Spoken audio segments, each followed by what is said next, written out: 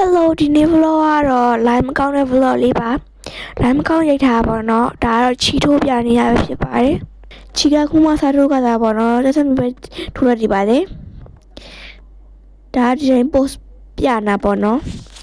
line မကောင်းမှကြည့်လိုက်ကြပါအောင်ဒါကတော့အိတ်မလို့ပဲဖြစ်ပါတယ်မအိတ်ခဲ့ပါဘူးတကယ်ချင်းနဲ့အိတ်သားတူတူလုပ်ခဲ့ပါတယ်ဒါကတော့အိတ်သားလုပ်ပြီးလို့ဖုန်းကြည့်နေတာဖြစ်ပါတယ်ဒါကကြတော့မနှက်ပြန်ကြလို့ရှိရင်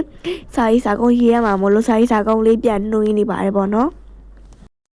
ဒါတော့ဒီတိုင်း short ရိတ်ထားတာပေါ့နော်စာဖတ်နေတဲ့ဟာကိုဒါ import ကိုခဏတော့သွားရပေါ့နော်အိတ်ပါတော့မေးဒါအိတ်ပြီးတော့ရေချိုးလိုက်တယ်ပေါ့နော်အိတ်ချားမှလည်းစရင်းပတ်စီလိုက်သေးပါတယ်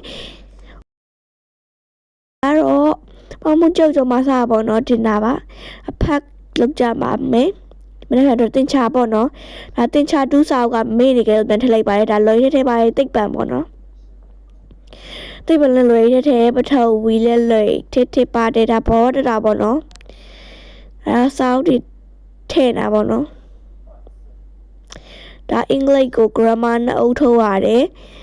မိနစ်စောက်တွေထုတ်ရတယ်ဒါတော့စမှုပေါ့နော်မနေ့ပြန်ရချင်းစမှုချိန်ပါတယ်ပေါ့နော်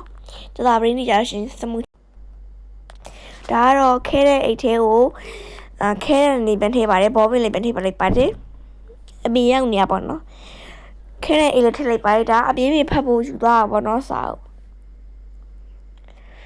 ဒါကြတော့ဒီတိုင်းလက်မနာတွေနဲ့ထည့်လိုက်တာပေါ့နော်ဒါကကောင်းစီကွင်းလေးထည့်ပါတယ်ပတ်စံအိတ်လေးထည့်ပါတယ်